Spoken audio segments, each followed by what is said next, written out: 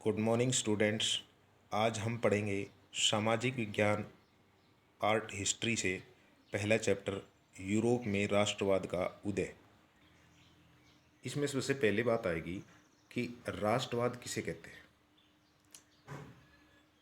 यानी कि राष्ट्रवाद किसे कहते हैं हमें ये पता होना चाहिए। जो भी विचारधारा किसी भी देश के सदस्यों में एक साझा पहचान को जो बढ़ावा देती है उसे राष्ट्रवाद कहते हैं। राष्ट्रवाद को जड़े ज़माने में कई प्रतीकों का सहारा लेना पड़ता है, ठीक है, जैसे राष्ट्रीय प्रतीक, राष्ट्रीय ध्वज, राष्ट्रगान आदि।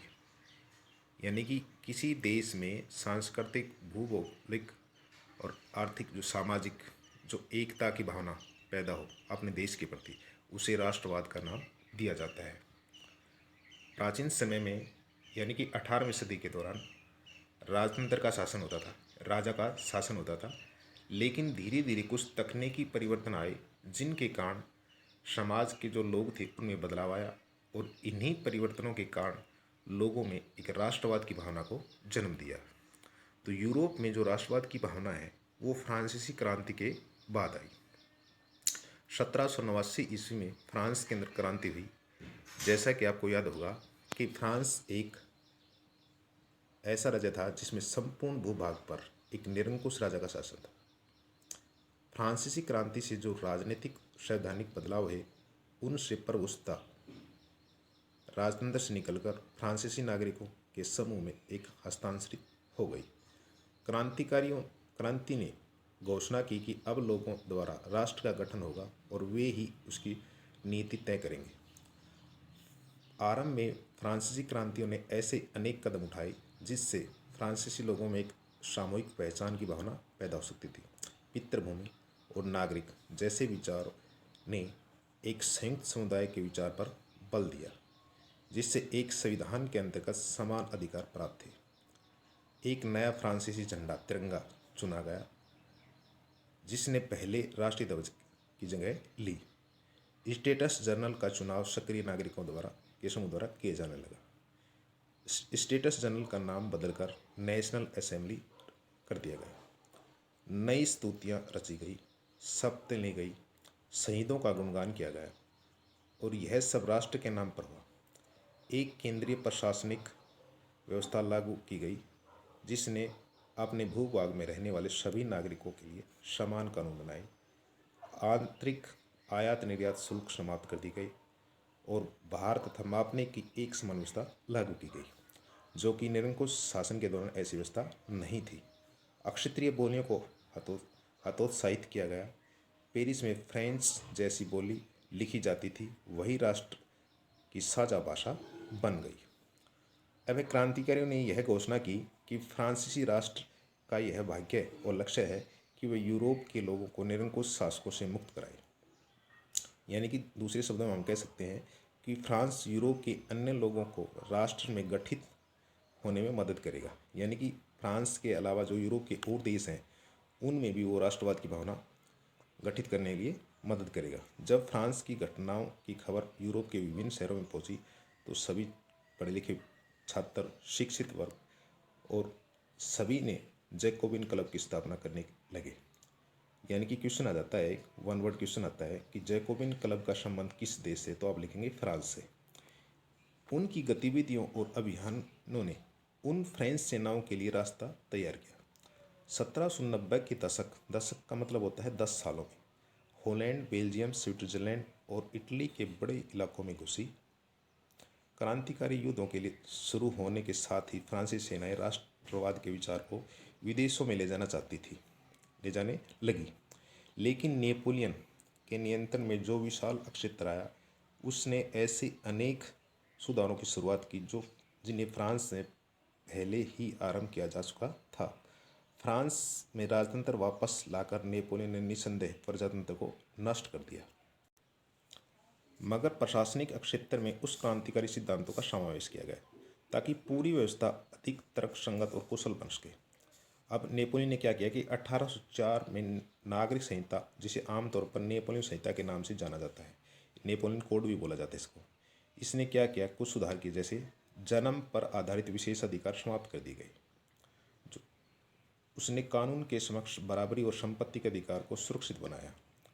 इस संहिता को फ्रांसीसी नियंत्रण के अधीन क्षेत्रों में भी लागू किया गया। डच गणतंत्र, स्विट्जरलैंड, इटली और जर्मनी में नेपोलियन प्रशासनिक विभाजनों को सरल बनाया। सामंती व्यवस्था को खत्म कर देगा। किसानों को भूदास्ता यानी कि भूमि की साथ जो बंधे हुए गुलाम थे उनको जागीरदारी शुल्कों से मुक्ति दिलाई। शहरों में भी कारीगरों के श्रेणी संघों के नियंत्रण को हटा दिया गया। यातायात और संचार व्यवस्था को सुधारा गया। किसानों, कारीगरों, मजदूरों और नए उद्योगपतियों को नई नई मिली आज़ादी देखी। यानी उद्योगपतियों और खास तौर पर सामान बेचने वाले लघु उत्पादक यानी कि छोटे घरेलू हस्त उद्योग थे, वे भी ये समझने लगे कि एक समान कानून और भार तथा नाप और एक राष्ट्रीय मुद्रा से एक इलाके से दूसरे इलाके में वस्तुओं और पूंजी के आवागमन में सहूलियत होगी।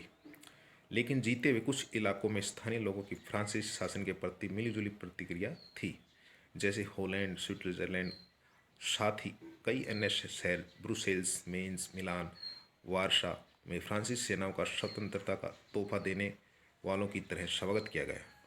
मगर यह शुरुआती उत्साह शीघ्र ही दुश्मनी में बदल गया जब यह साफ होने लगा कि प्रशासनिक व्यवस्थाएं राजनीतिक स्वतंत्रता के अनुरूप नहीं थी। बढ़े हुए कर, सेंसरशिप और बाकी यूरोप को जीतने के लिए फ्रेंच सेना ने जबरन भर्ती से हो रहे नुकसान प्रशासनिक प्रयत्नों में मिले फायदे से कहीं ज़्यादा नजर आने लगे। अब यूरोप में राष्ट्रवाद का निर्माण। फ्रांसीसी क्रांति के बाद जर्मनी, इटली, स्विट्जरलैंड राजशाही डचों और कैटनों में बटे हुए थे। इस प्रकार पूर्वी और मध्य यूरोप भी निरंकुश राजतंत्रों के अधीन था। लेकिन फ्रांसीसी क्रांति से पहले फ्रांस में ऐसा राजा था जिसपे संपूर्ण भूभाग पर निरंकुश राजा का शासन था। ठीक है।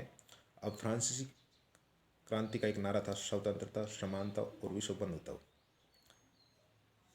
इस कारण लोगों को उन्होंने एकता की भावना पैदा की। कुलीन वर्ग और नया मध्य वर्ग यानी कि सामाजिक और राजनीतिक रूप से जमीन का मालिक कुलीन वर्ग यूरोपीय महाद्वीप का सबसे प्रभुत्वशाली वर्ग था। इस वर्ग के सदस्य एक साझा जीवन शैली बने हुए थे जो अक्षेत्रीय विभाजनों के आर पार व्याप्त थे। वे ग्रामीण इलाकों में जायदाद और शहरी हवेलियों के मालिक थे जो कुलीन वर्ग के लोग थे। राजनीतिक कार्यों के लिए उच्च वर्गों के बीच फ्रेंच भाषा का प्रयोग करते थे। उनके परिवार अक्सर वैवाहिक बंधनों में आपस में जुड़े होते थे। मगर यह शक्तिशाली कुलीन वर्ग संख्या के लिहाज से एक छोटा समूह था जिसमें अधिकांश लोग कृषक थे। ज़्यादातर जमीन पर किराए और छोटी खेती करते थे यानी कि छोटे काश्तकार खेती करते थे। जबकि पूर्वी और मध्य यूरोप में विशाल भूमि जागीरों में बटी हुई थी जिस पर भूदास खेती करते थे, भूमि के दास। अब आ जाता है उदारवादी और राष्ट्रवाद के मायने क्या थे। पहले तो हमें पता होना चाहिए उदारवादी किसे कहता है, यानी कि उदारवाद क्या होता है। लिबरलिज्म शब्द लैटिन भाषा के शब्द लाइबर से निकला है जिसका अर्थ होता है आज़ादी। एक नए मध्य वर्ग के लिए उदारवाद का अर्थ होता था कि व्यक्ति के लिए आज़ादी और कानून के सम्मुख सबकी समानता। ये उदारवाद का एक शब्द था, अर्थ था। अब नेपोलियन के प्रशासनिक कदमों से अनगिनत छोटे प्रदेशों में 39 राज्यों का एक संघ बना जिस इनमें से प्रत्येक की अपनी मुद्रा और नापतोल की प्रणाली थी। 1833 में हैम्सबर्ग से न्यूरेमबर्ग जाकर अपना माल बेचने वाले व्यापारी को 11 सीमा शुल्क नाकों से गुजरना पड़ता था। यानी कि नेपोलियन ने इनको कुछ इसमें बदलाव कर दिया था और हर बार उनको हर अवरोध यानी कि टोल टैक्स के लिए 5% सीमा शुल्क देना पड़ता था। शुल्क अक्सर वस्तु के वजन और आकार के अनुसार लगाए जाते थे। यूरोप के और देशों में हर क्षेत्र में अनाप तोल की व्यवस्था अलग अलग थी यानी कि हिसाब लगाने में समय लगता था।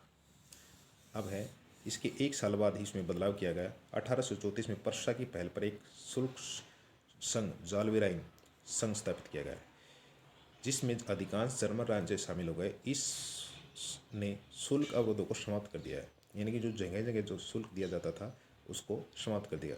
मुद्राओं की संख्या 2 कर दी गई जो उससे पहले 30 से ऊपर थी। इसके अलावा रेवले की जाल में गतिशीलता बढ़ाई और आर्थिक हितों और राष्ट्रीयकरण का सहायक बनाया। उस समय पनप रही व्यापक राष्ट्रवादी भावनाओं को आर्थिक राष्ट्रवाद की लहर ने मजबूत बनाया। तो ये हमारा पार्ट 1 है बेटा। इससे आगे का हम पार्ट 2 में पढ़ेंगे। आशा करता हूँ कि आपको ये समझ में आया होगा और आप एक बार NCERT की बुक रीड कर लें ताकि ये टॉपिक आपको पूरा समझ में आ जाए। इस पार्ट को हम 4 भागों में डिवाइड करेंगे। धन्यवाद।